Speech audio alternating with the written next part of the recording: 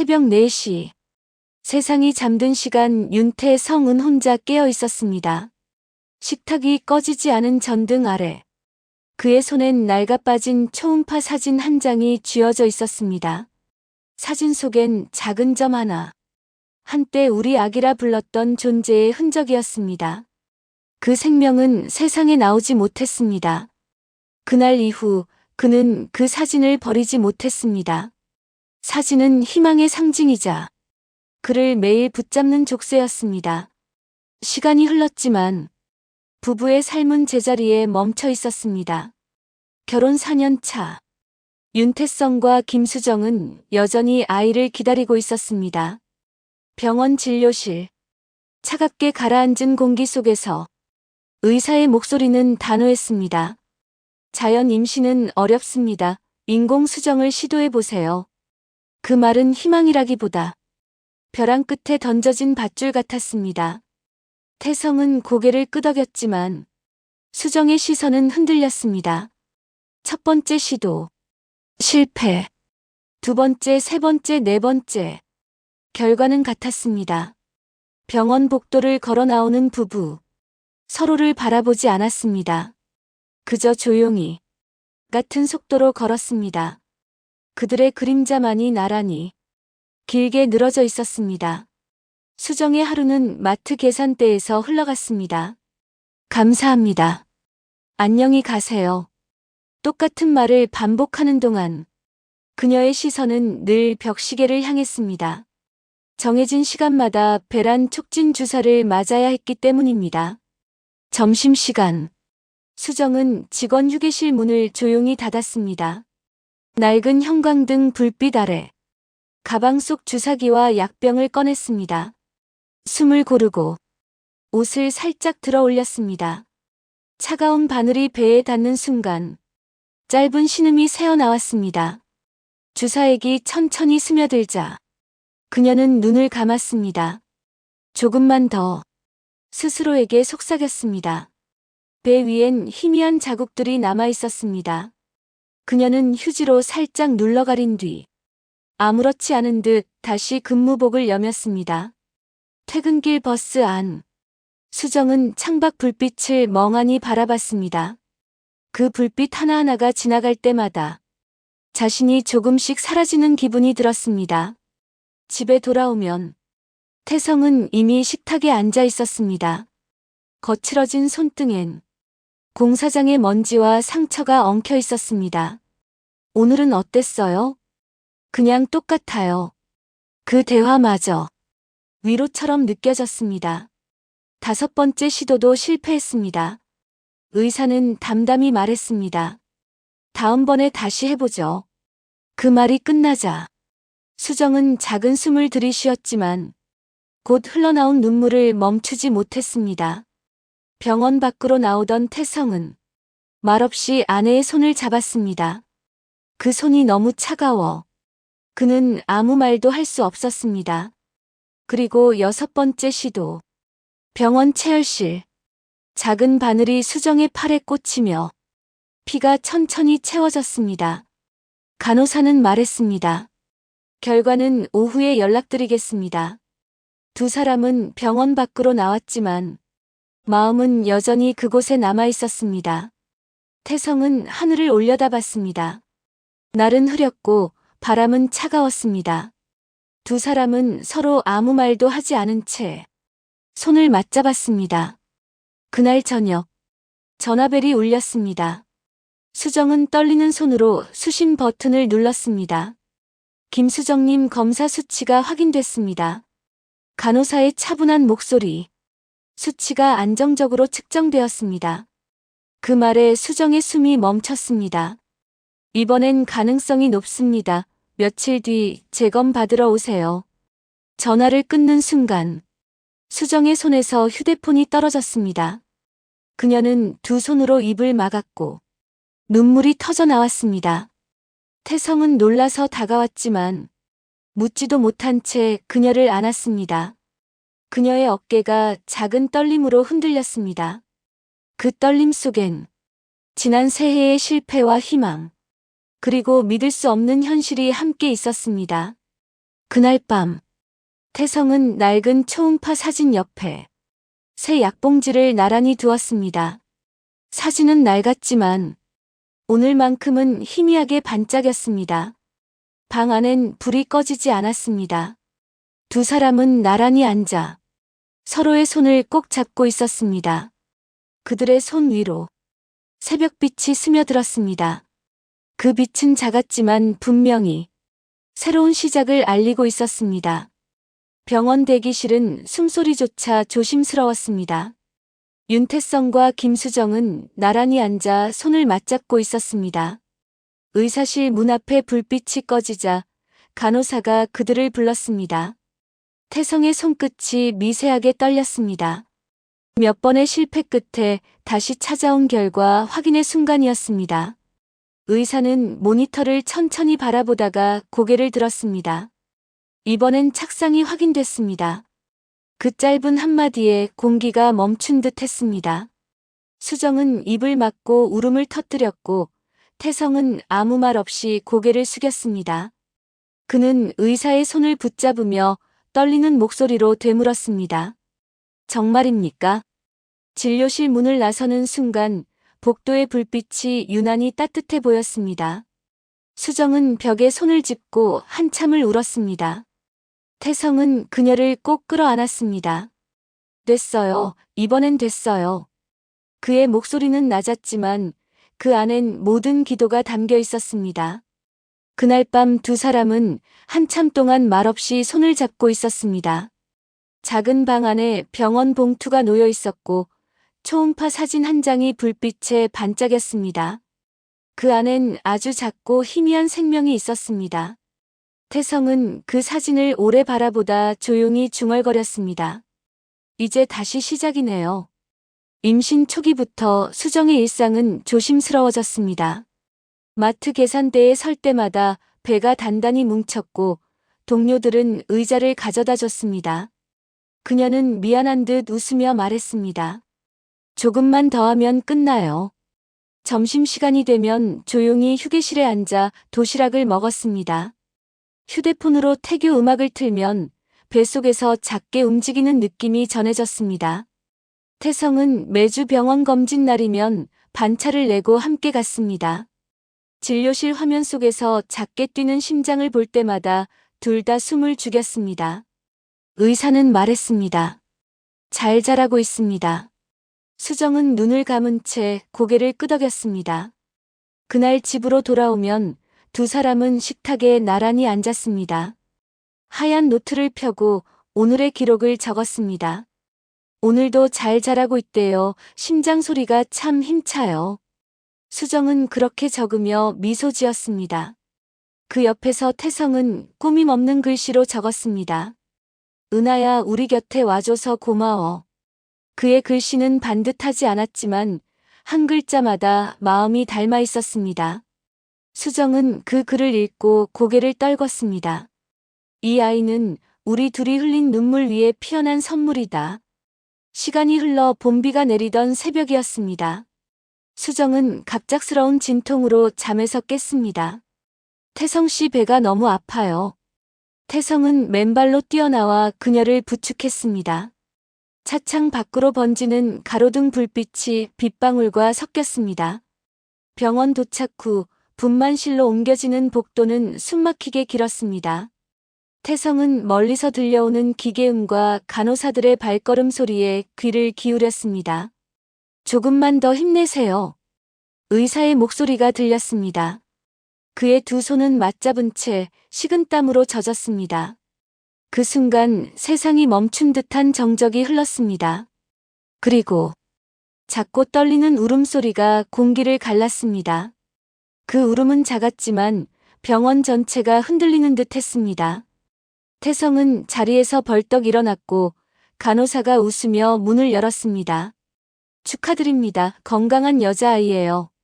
그는 주저앉은 채 얼굴을 감쌌습니다. 잠시 후 하얀 속사계에 쌓인 아기가 품에 안겼습니다. 작고 부드러운 손이 그의 손가락을 움켜쥐었습니다. 그 순간 태성의 눈물이 다시 흘렀습니다. 은하야. 그의 목소리는 떨렸지만 단 한 글자도 흐트러지지 않았습니다. 수정은 창백한 얼굴로 누워 있었지만 눈빛은 고요했습니다. 우리 정말 해냈네요. 그녀가 속삭였습니다. 태성은 고개를 끄덕이며 손등을 감쌌습니다. 창문 밖으로 첫 새벽 햇살이 비쳐들어와 세 사람을 감쌌습니다. 그날 작은 방 안에는 새로운 세상이 태어났습니다. 은하가 3살이 되던 해였습니다. 태어난 이후로 아이는 건강하게 자라고 있었습니다. 첫 돌 때 뒤뚱거리며 걷던 발걸음도 이젠 제법 달릴 수 있을 만큼 튼튼해졌습니다. 부부는 은하가 자라는 모습 하나하나를 기적처럼 여겼습니다. 밥을 먹고 웃고 뛰어노는 모든 순간이 감사했습니다. 초여름의 햇살이 분수대 물줄기를 따라 반짝이고 있었습니다. 윤태성은 그늘 아래 벤치에 앉아 아이를 바라보며 웃고 있었습니다. 은하는 분홍색 공을 들고 아빠 쪽으로 달려왔습니다. 아빠 잡아봐요. 그의 작은 손에서 튀어나간 공이 태성의 발 앞에 닿았습니다. 태성은 공을 받으며 장난스럽게 머리를 흔들었습니다. 수정은 벤치에서 그 장면을 촬영했습니다. 화면 속에는 햇살 웃음 그리고 세 사람의 평온한 오후가 담겨 있었습니다. 이 사진 나중에 꼭 보여줘야겠다. 그녀는 스스로에게 말하며 미소를 지었습니다. 그러나 그때 태성의 휴대전화가 울렸습니다. 현장 반장이었습니다. 금방 다녀올게. 그는 핸드폰을 귀에 대며 분수대 옆 인도 쪽으로 걸어갔습니다. 수정은 고개를 끄덕이며 답했습니다. 응, 오래 걸리지 말아요. 은하는 벤치 옆에서 공을 품에 안고 앉아 있었습니다. 그녀는 아이의 땀을 닦아주며 말했습니다. 조금만 쉬자. 하지만 은하는 고개를 저었습니다.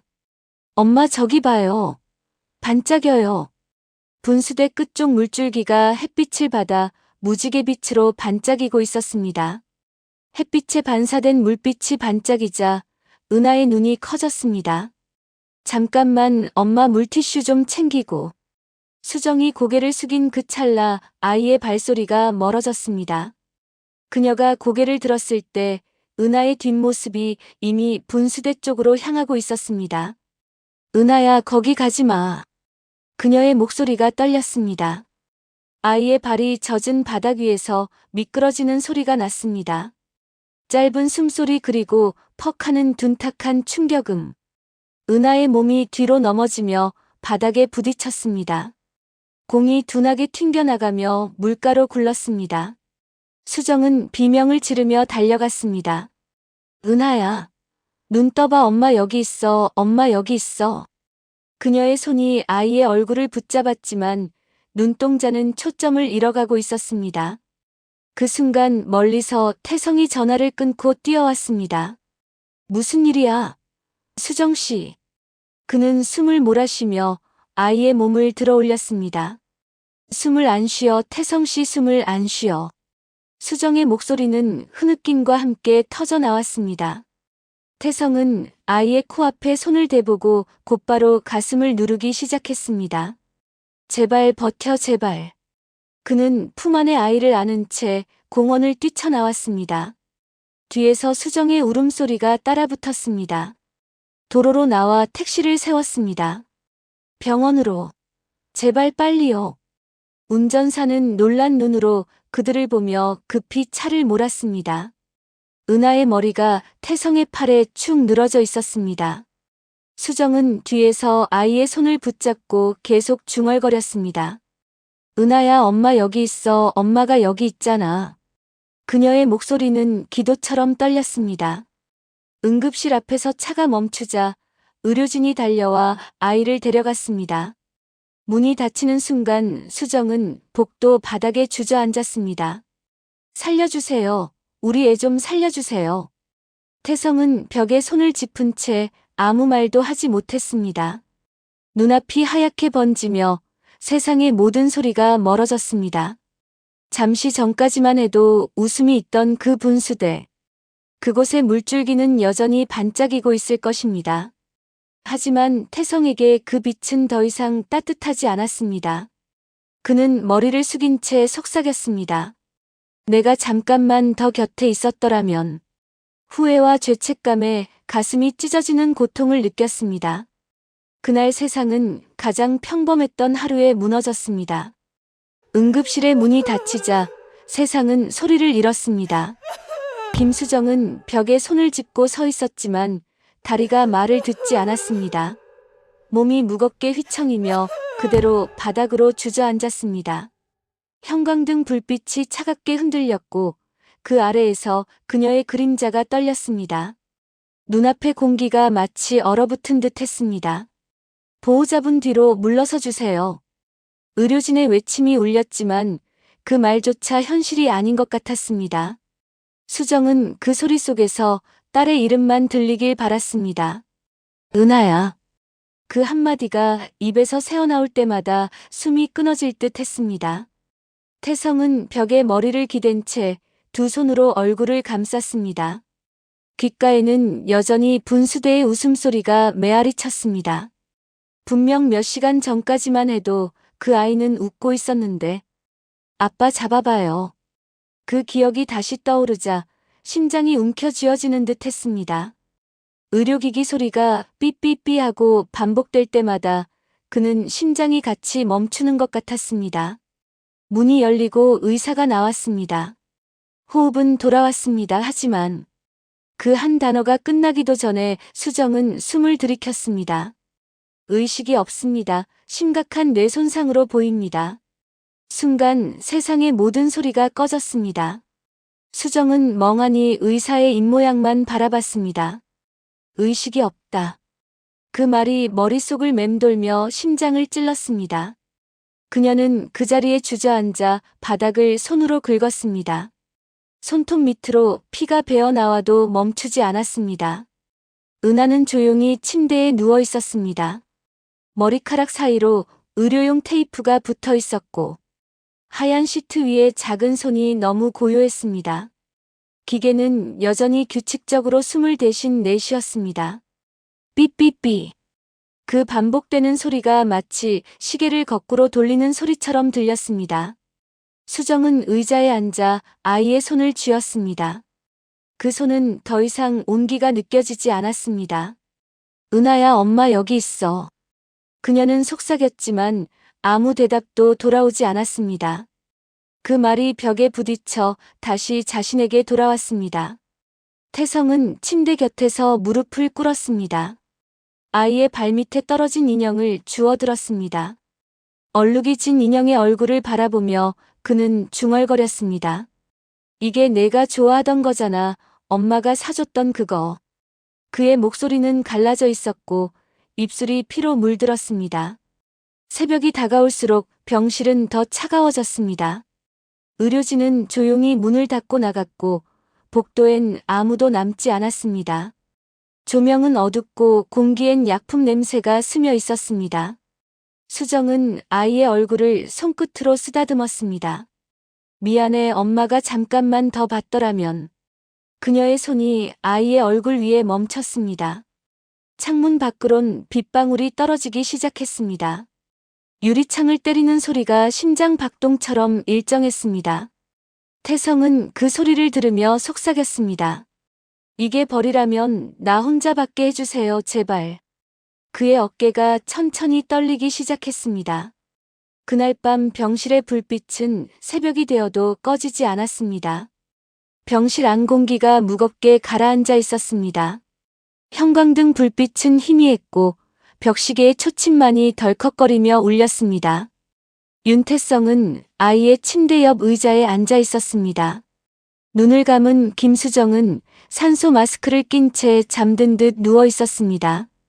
그녀의 손끝은 차가웠고 피부 밑에 핏줄이 희미하게 드러나 있었습니다. 며칠째 거의 잠을 자지 못한 태성의 얼굴은 창백했습니다.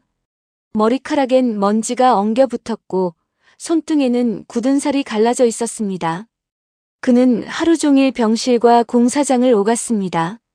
시멘트 가루가 묻은 작업복을 입은 채 병원 복도에서 밥을 먹었고 지친 몸으로 병실에 돌아와 아내의 얼굴을 바라보았습니다. 조금만 더 버티자. 우리 은하가 기다리잖아. 그의 목소리는 금방이라도 부서질 듯 떨렸습니다. 그날 오후 수정은 갑자기 심하게 기침을 했습니다. 기침 끝에 피가 묻어나왔습니다. 태성은 놀라서 간호사를 불렀고 의료진이 급히 들어왔습니다. 의사는 그녀를 검사실로 옮기며 짧게 말했습니다. 검사 결과가 나오면 바로 말씀드리겠습니다. 복도에서 기다리는 그 시간은 영원처럼 길었습니다. 의사가 돌아왔을 때 그의 얼굴은 무거웠습니다. 차트를 한참 내려다보다가 천천히 말을 꺼냈습니다. 검사 결과 위쪽에 종양이 있습니다. 암입니다. 그 한마디가 공기를 찢었습니다. 수정의 손이 침대 위에서 미세하게 떨렸습니다. 많이 진행됐습니다. 이미 간 쪽으로도 퍼져 있는 상태입니다. 태성은 숨이 막혀 말을 잃었습니다. 입술이 굳어버렸고 가슴 속에서 피가 솟는 듯 했습니다. 수정은 잠시 멍하니 천장을 바라봤습니다. 그리고 아주 조용히 물었습니다. 그럼 나는 얼마나 남았나요? 그 말은 마치 오래전부터 준비되어 있었던 것처럼 담담했습니다. 의사는 아무 말도 하지 못한 채 시선을 피했습니다. 태성은 의자를 뒤로 밀며 일어섰습니다. 안 됩니다. 다시 검사해 주세요. 틀릴 수도 있잖아요. 그는 손으로 머리를 움켜쥐었습니다. 하지만 아무도 대답하지 않았습니다. 그날 밤 수정은 잠든 아이의 손을 쓰다듬으며 속삭였습니다. 이 아이 나 대신 꼭 지켜줘요. 약속해요. 그녀의 눈가엔 눈물이 고였지만 입가엔 희미한 미소가 번졌습니다. 태성은 고개를 돌리지 못했습니다. 눈을 마주치면 무너질 것 같았기 때문이었습니다. 새벽이 오자 병실 안은 완전히 고요해졌습니다. 의료기기의 불빛이 깜빡이며 벽에 그림자를 만들었습니다. 태성은 의자에 앉은 채 잠들어 있었고 그의 손은 여전히 수정의 손을 잡고 있었습니다. 그러나 며칠이나 지났을까? 손끝에 닿는 그녀의 온기가 점점 식어갔습니다. 간호사가 들어와 수정을 확인하곤 조용히 고개를 숙였습니다. 이제 편히 쉬게 해드리겠습니다. 태성은 그 말을 듣지 못한 듯 멍하니 앉아 있었습니다. 허망하고 허망했습니다. 이게 무슨 일이 지금 나한테 일어나는 거지? 눈앞이 번져 보였고 귀에서는 기계음이 멀어져 갔습니다. 그는 천천히 손을 들어 아내의 얼굴을 만졌습니다. 여보 나야 눈 좀 떠봐요. 아무 대답도 없었습니다. 그의 손이 그녀의 뺨 위에 머물렀고 그 순간 무언가가 산산이 부서지는 소리가 마음속에서 울렸습니다. 병실엔 2개의 침대가 나란히 놓여 있었습니다. 하나는 아이의 것이었고 하나는 아내의 것이었습니다. 그 둘 사이에 앉은 태성은 아무 말 없이 고개를 숙였습니다. 왜 하필 나한테 이런 일이 일어나는 걸까? 나쁘게 살지 않았는데. 왜 나한테 이런 일이 일어나는 거냐고. 하얀 시트 위로 태성의 눈물이 흐르고 흘러 헝근하게 젖었습니다. 그는 천천히 속삭였습니다. 당신이 없는 세상 나는 어떻게 살아야 하죠? 그의 목소리는 울음이 아니라 숨이었습니다. 창밖에서는 비가 내리고 있었습니다. 유리창을 타고 흐르는 빗방울이 천천히 흩어졌습니다. 그 빗소리는 마치 누군가의 이별을 알리는 종소리처럼 들렸습니다. 태성은 그 자리에 그대로 앉아 밤을 지새웠습니다. 그의 눈동자는 이미 아무 빛도 담고 있지 않았습니다. 장례가 끝난 지 보름이 지났습니다. 태승은 여전히 병원으로 향했습니다. 출근 전 그리고 퇴근 후 하루 2번 같은 길을 걸었습니다. 병원 복도 끝 늘 같은 병실 문 앞에서 잠시 멈춰 섰습니다. 문 안에는 여전히 산소호흡기에 의지해 숨을 이어가는 은하가 있었습니다. 침대 위의 아이는 눈을 뜨지 않았습니다. 작은 코에 붙은 튜브가 움직일 때마다 희미하게 숨소리가 들렸습니다. 기계음은 일정하게 이어졌고 그 소리가 하루의 리듬이 되었습니다. 태성은 매일같이 그 기계음으로 시간을 세웠습니다. 삐삐. 그 단조로운 소리가 마치 심장 대신 뛰는 듯 했습니다. 그는 아내의 장례가 끝난 뒤에도 일을 멈추지 않았습니다. 병원비는 계속 나왔고 은하의 치료비도 감당해야 했습니다. 낮에는 공사장에서 벽돌을 나르고 밤엔 병실 바닥에 앉아 아이의 손을 잡았습니다. 그의 손바닥엔 굳은 살이 터져 피가 맺혀 있었습니다. 피가 묻은 손으로도 그는 아이의 손을 놓지 않았습니다. 은하야, 아빠 왔다. 그는 하루에도 수십 번 그 말을 되뇌었습니다. 아이는 대답하지 않았지만 그는 매번 그 말을 해야만 버틸 수 있었습니다. 병실 불빛 아래에서 그는 아이의 얼굴을 바라봤습니다. 볼은 여위고 입술은 창백했지만 여전히 예뻤습니다. 엄마는 하늘에서 너 보고 있을 거야. 그 말이 끝나면 어김없이 그의 눈가가 젖었습니다. 간호사들은 그를 잘 알고 있었습니다. 밤마다 아이 곁을 떠나지 않는 아버지. 누가 봐도 지쳐 있었지만 그는 언제나 같은 자세로 앉아 있었습니다. 조금이라도 주무세요. 간호사의 말에도 그는 고개를 저었습니다. 혹시 얘가 깰지도 모르니까요. 하루는 의사가 그를 불렀습니다. 은하의 상태는 변함이 없습니다. 장기적인 치료가 어렵습니다. 그 말이 무슨 뜻인지 그는 알고 있었습니다. 의사의 눈빛 속엔 말하지 않은 문장이 숨어 있었습니다. 이 아이는 돌아오지 않을 겁니다. 하지만 태성은 고개를 저었습니다. 아니요, 내 딸은 깨어날 거예요. 그의 목소리는 낮았지만 단단했습니다. 밤이 깊어 병원 복도에 불이 꺼졌습니다. 태성은 아이 곁에 앉아 작은 일기장을 꺼냈습니다. 표지엔 은하 일기라고 쓰여 있었습니다. 그는 아내가 쓰던 글씨체를 흉내내며 한 줄을 적었습니다. 오늘도 우리 은하는 숨을 쉰다. 그것만으로 아빠는 산다. 글씨는 삐뚤고 번졌지만 그에게는 기도문 같았습니다. 창밖에는 눈이 내리고 있었습니다. 그는 커튼을 살짝 열어 밖을 내다봤습니다. 하얀 눈이 천천히 떨어져 유리창에 닿았습니다.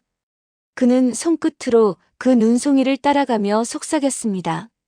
너 하늘에서 내려온 거지. 엄마가 보낸 거지. 그의 어깨가 천천히 떨렸습니다. 그날 밤 그는 은하의 침대 옆 바닥에서 잠이 들었습니다. 기계음이 자장가처럼 귓가에 울렸습니다. 눈을 감은 채로 그는 속삭였습니다. 다 괜찮아, 아빠가 여기 있잖아. 그의 목소리는 미약했지만 그 말 속엔 마지막 희망이 남아 있었습니다. 밤의 병원은 숨을 죽이고 있었습니다. 복도 끝 형광등이 깜빡이며 미세한 진동음을 냈습니다. 태승은 의자에 앉아 있었습니다. 그 앞엔 하얗게 창백한 병실이, 그 안엔 조용히 누워있는 은하가 있었습니다. 기계는 일정한 리듬으로 삑삑 소리를 냈습니다. 마치 생명을 흉내내는 기계의 박동 같았습니다. 태성은 그 리듬에 맞춰 딸의 손을 주물렀습니다. 따뜻하네, 아직 따뜻하잖아. 그는 손바닥으로 아이의 체온을 느끼며 중얼거렸습니다. 하지만 손끝에서 느껴지는 건 생명이 아니라 떠나가는 온기였습니다. 아이의 작은 손가락이 그의 엄지를 감싸고 있었습니다. 태성은 그 손가락을 하나하나 쓰다듬었습니다. 새 살배기의 손은 여전히 아기처럼 작고 부드러웠습니다. 손톱 끝에는 분홍빛이 희미하게 남아 있었습니다. 의사가 조심스럽게 문을 열고 들어왔습니다. 하얀 가운 끝이 공기를 스쳤습니다. 태승 씨, 이제 결정을 내리셔야 합니다. 짧은 한마디였지만 그 말은 칼처럼 가슴을 갈랐습니다. 태성은 아무 대답도 하지 못했습니다. 목젖이 위로 올라왔지만 숨소리 하나 내지 못했습니다. 의사는 한 장의 종이를 천천히 내려놓았습니다. 종이가 책상에 닿는 소리조차 크게 들렸습니다. 그리고 조용히 문을 닫고 나갔습니다. 병실엔 다시 기계음만 남았습니다. 그 종이는 너무나 얇고 너무나 무거웠습니다. 장기기증 동의서. 태성은 그 글자를 한 글자씩 읽었습니다. 읽을 때마다 손끝이 떨렸습니다. 글자들이 번져 보였다가 다시 선명해졌습니다. 그는 입술을 깨물며 속으로 되뇌었습니다. 이게 정말 옳은 일일까? 그의 머릿속에는 아내 수정의 목소리가 떠올랐습니다. 은하가 세상에 온 건 기적이었어요. 그 말이 마치 지금 이 병실 어딘가에서 들려오는 듯 했습니다. 그는 고개를 숙였습니다. 그 기적을 내가 끝내는 거잖아. 입안이 바짝 말랐습니다. 목구멍이 타들어가는 것 같았습니다. 손에 쥔 펜이 미세하게 흔들렸습니다. 그는 펜을 내려놓고 자리에서 일어섰습니다. 다리에 힘이 풀려 휘청거렸지만 벽을 짚고 걸었습니다. 화장실로 들어가 문을 잠갔습니다. 거울 속엔 자신이 서 있었습니다.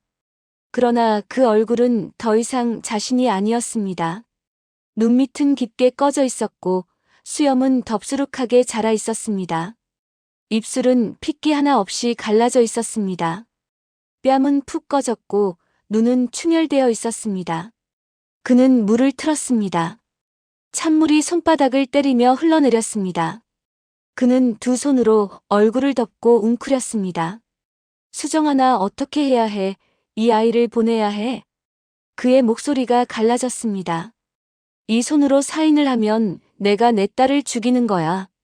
그 말이 타일 벽에 부딪혀 되돌아왔습니다. 그는 손으로 입을 막고 울음을 삼켰습니다. 어깨가 크게 떨렸습니다. 소리가 새어나오지 않게 이를 악물었습니다. 수도꼭지에서 흘러내리는 물소리만이 그의 울음을 덮었습니다. 시간이 흘렀는지 멈췄는지 알 수 없었습니다. 그는 다시 병실로 돌아왔습니다. 은하의 얼굴은 여전히 평온했습니다. 마치 깊은 잠에 빠진 것처럼 고요했습니다. 태성은 의자에 앉아 딸의 손을 다시 잡았습니다. 아빠는 아직 너를 못 보내겠다. 그는 눈을 감은 딸의 얼굴을 쓰다듬었습니다. 근데 너는 아프잖아. 이대로 두면 내가 더 고통스러울 거야, 그렇지? 그의 말끝이 떨렸습니다. 그래, 아빠가 아픈 건 괜찮은데 너는 아프면 안 되잖아. 내가 편해지려면 아빠가 놓아줘야 하는 거잖아. 그는 고개를 들어 천장을 봤습니다. 무표정한 하얀 빛이 그를 내려다보고 있었습니다. 천장에 작은 얼룩 하나가 눈에 들어왔습니다. 그는 그 얼룩을 한참 바라봤습니다. 아무 의미 없는 얼룩이었지만 그의 시선은 거기서 떠나지 못했습니다. 그는 다시 서류를 손에 들었습니다. 펜을 쥔 손이 부들부들 떨렸습니다. 서명을 하려는데 시야가 흐려졌습니다. 눈물이 떨어져 종이에 번졌습니다. 잉크가 번져 윤태성이라는 이름이 흐릿해졌습니다. 그는 울음을 참지 못했습니다. 미안하다, 은하야, 미안해. 아빠가 너를 지켜주지 못해서 미안해. 그의 목소리가 병실을 메웠습니다. 그 울음은 단 한 번도 꺼지지 않는 아버지의 절규였습니다. 수술실 문 앞. 그는 차가운 의자에 앉아 있었습니다. 유리창 너머로 흰불이 깜빡거렸습니다. 의사들이 분주히 움직였습니다. 파란 수술복들이 빠르게 오갔습니다. 그는 손을 모아 기도했습니다. 제발 이 아이들이 은하의 심장으로 오래 살아주세요.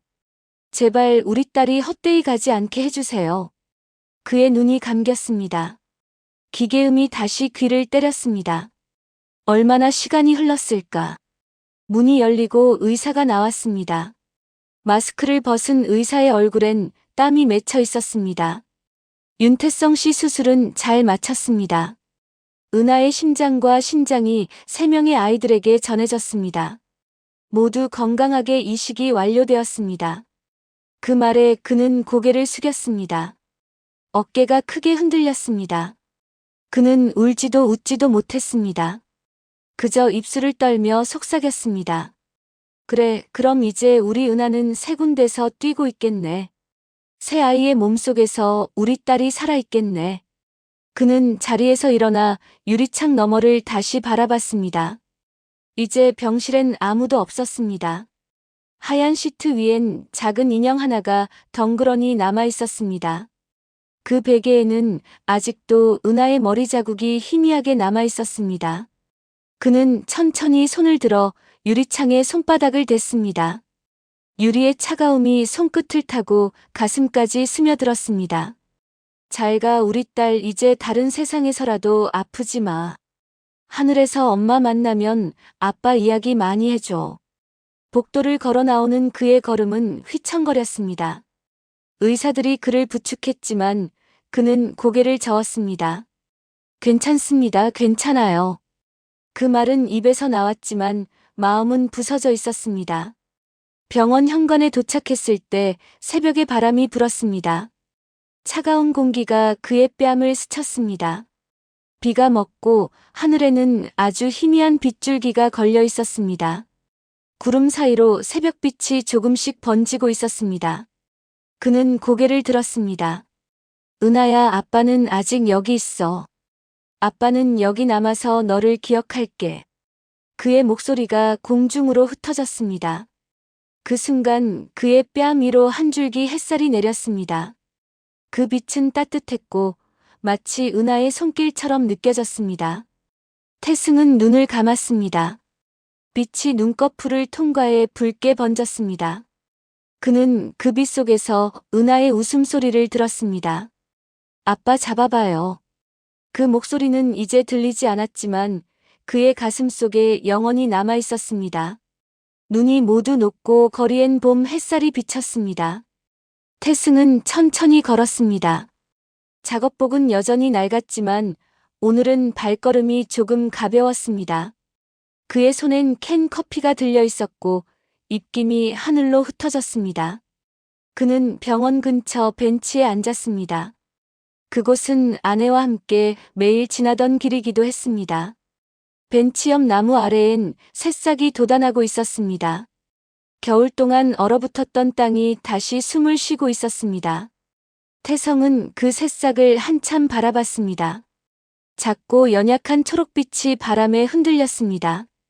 그는 손끝으로 그 새싹을 살짝 만졌습니다.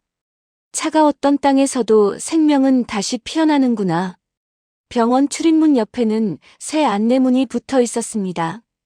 장기 기증자 추모의 벽.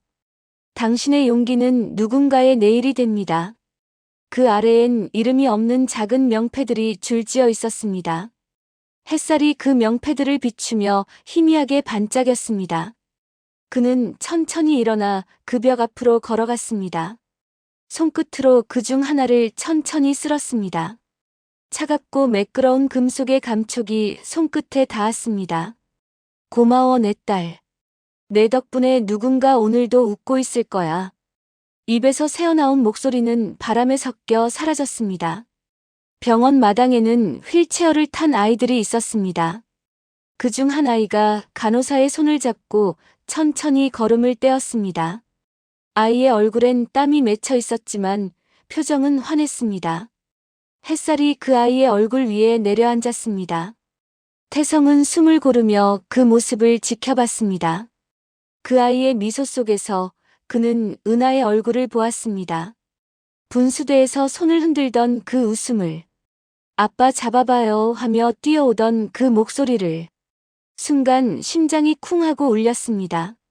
눈가가 뜨거워졌습니다. 그는 자리에서 일어나 병원 정문 쪽으로 걸었습니다. 봄바람이 불었고 나무가지 사이로 새소리가 들려왔습니다. 그는 잠시 걸음을 멈추고 하늘을 올려다봤습니다. 구름 사이로 빛이 스며들었고 그 빛이 얼굴을 감쌌습니다. 그의 눈동자엔 하늘이 고스란히 비쳤습니다. 은하야, 거기서 봄도 보이니? 엄마랑 함께 꽃밭 산책하고 있니? 그 말에 그의 목소리가 살짝 떨렸습니다. 바람이 그의 머리카락을 스쳤습니다. 마치 누군가 대답하듯 부드럽게 불어왔습니다. 집으로 돌아오는 길 그는 습관처럼 작은 꽃가게 앞에 멈췄습니다. 쇼윈도 너머로 하얀 꽃들이 보였습니다. 이거 예쁘네요. 주인이 내민 하얀 프리지아 한 송이를 샀습니다. 꽃을 손에 들고 걸으며 그는 중얼거렸습니다. 수정아, 내가 좋아하던 향이네. 그 향이 바람을 타고 얼굴을 스쳤습니다. 달콤하고 부드러운 향기였습니다. 그는 잠시 눈을 감았습니다. 발걸음을 옮길 때마다 기억이 되살아났습니다. 수정이 처음 이 꽃을 받고 웃던 모습, 은하가 꽃잎을 만지며 킥킥거리던 소리. 그 모든 순간이 발밑에 깔린 그림자처럼 따라왔습니다. 집 문을 열자 공기가 다르게 느껴졌습니다. 오래된 나무 냄새와 햇살의 온기가 섞여 있었습니다. 낡은 액자 속 가족 사진이 눈에 들어왔습니다. 수정의 웃음, 은하의 볼살, 그리고 그가 함께 있던 그날의 하늘. 그는 액자 앞에 프리지아를 내려놓았습니다. 햇살이 창문을 통해 들어와 그 꽃 위에 닿았습니다. 꽃잎이 빛을 받아 투명하게 빛났습니다. 그 빛은 부드럽고 따뜻했습니다. 마치 누군가 손을 내밀어 그를 쓰다듬는 것 같았습니다. 그는 소파에 앉아 천천히 숨을 내쉬었습니다. 손에는 여전히 낡은 머리핀이 쥐어져 있었습니다. 토끼 장식은 이제 색이 바랬고 한쪽 귀는 살짝 부러져 있었습니다. 하지만 그는 그것을 버리지 않았습니다. 그건 이제 슬픔의 증표가 아니라 살아있는 기억이었습니다. 잘 지내고 있지? 아빠는 아직 여기서 버티고 있어. 너희 없이 사는 게 이렇게 힘든 줄 몰랐다. 그의 목소리는 담담했지만 떨렸습니다. 하지만 입가엔 아주 작은 미소가 번졌습니다. 그건 슬픔을 견딘 사람만이 지을 수 있는 미소였습니다. 창밖에는 아이들의 웃음소리가 들려왔습니다. 누군가는 자전거를 타고 누군가는 손을 잡고 뛰어갔습니다. 엄마 봐. 내가 혼자 탔어. 한 아이의 목소리가 공기를 가르며 들려왔습니다. 그 소리가 멀어질수록 세상은 조금 더 따뜻해졌습니다. 태성은 천천히 창가로 걸어가 커튼을 열었습니다. 햇살이 방 안을 가득 채웠습니다. 먼지가 햇살 속에서 천천히 춤을 췄습니다. 그 빛 속에서 그는 두 사람의 모습을 보았습니다. 수정이 미소 짓고 은하가 손을 흔드는 모습을. 그는 창틀에 손을 짚고 고개를 숙였습니다. 어깨가 미세하게 떨렸습니다. 눈물은 나오지 않았지만 가슴은 아렸습니다. 하지만 그 아픔은 이제 견딜만 했습니다. 살아갈 수 있을 만큼만 아팠습니다. 그는 천천히 고개를 들어 하늘을 바라봤습니다. 구름이 천천히 흘러가고 있었습니다. 새 한 마리가 하늘을 가로질러 날아갔습니다. 그 모습을 보며 그는 아주 작게 속삭였습니다. 은하야, 세상은 여전히 따뜻하단다. 아빠도 이제 조금씩 웃을 수 있을 것 같아. 너희가 없어도 아빠는 살아갈게. 그게 너희한테 하는 마지막 약속이야. 그의 목소리는 바람에 실려 창밖으로 흘러갔습니다. 하늘은 대답하지 않았지만 햇살은 더욱 따뜻하게 그를 감싸 안았습니다. 태성은 천천히 창문을 닫았습니다. 그리고 사진 앞에 다시 앉았습니다. 오늘도 살았네 우리. 그는 혼잣말처럼 중얼거렸습니다. 사진 속 세 사람은 여전히 웃고 있었습니다. 그날의 하늘 아래. 그들은 여전히 함께였습니다. 비록 눈에 보이지 않아도 가슴속 깊은 곳에서 영원히 함께였습니다.